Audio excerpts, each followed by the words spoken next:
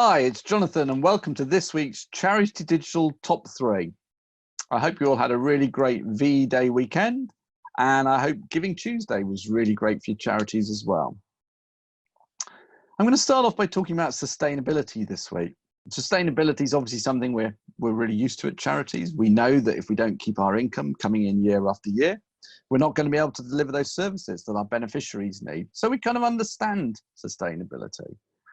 And for this reason, I was really quite shocked and disappointed to see the Sun having a go at costs for online fundraising platforms, because online fundraising platforms obviously have costs to do what they need to do, and they need to cover those costs somehow. And in actual fact, one of the organisations, Wonderful, wasn't sustainable and stopped delivering their services early in March, just as they were arguably going to be needed the most by the sector. So it is important, you know, different platforms use different models, pass on the credit card charges, some use a percentage of fees raised to cover their costs, some use a tipping model, and some charge a portion for value-added services like gift aid. They take a portion of that as a revenue. So there are different approaches, but the important thing, I think, is we do have to accept that they need to cover their costs at the end of the day. So whilst I applaud any organisation that is in the position to be able to give its technology totally free, and that's really wonderful, I'm not going to condemn those that don't. I think it's also worth avoiding what I kind of call the race to the bottom, just to minimise costs, when actually, when we talk about fundraising, we need to be talking about maximising income.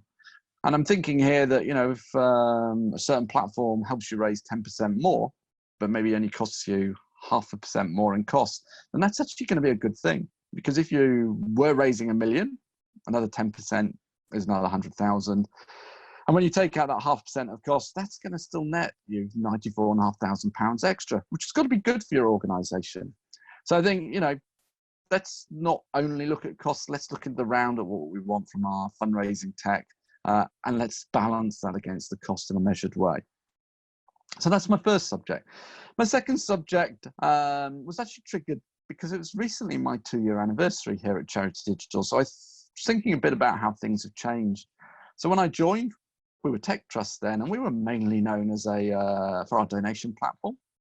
But we also ran Charity Digital News as an initiative to help raise the level of skills, knowledge, and capability of the sector around all things digital.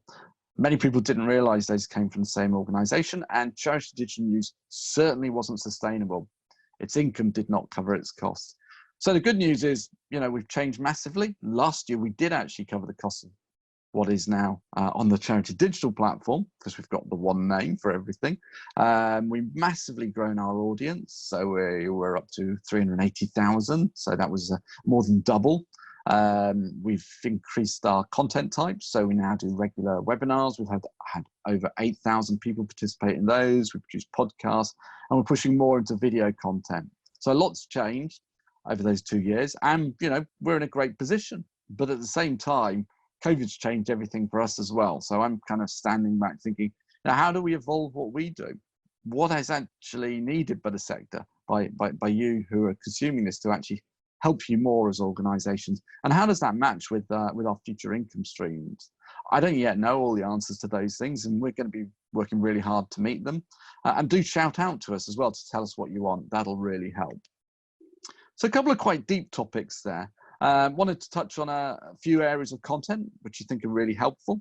We produced a podcast from my team. 4 of them were actually on it this week. It was really brilliant. It was all about answering the questions that we've had coming in since the COVID crisis started. It's quite a product-focused podcast. We talk about lots of the tech that people have been asking about. So we talk about Zoom, Teams, Telegram, WhatsApp, and other platforms as well. But I think you might find that really useful. So head over to our site and consume that. Second one, coming from our content partnership with The Catalyst, was focusing on the domestic abuse charity Safe Lives and what they've been doing to be more digital. So they've got an online community, uses the My Community platform. So that's really great. They've been publishing more online content too, and using video platforms a lot. So I think you might find that really interesting as well. Also want to call out a webinar we've got coming up, one that I think will be super helpful.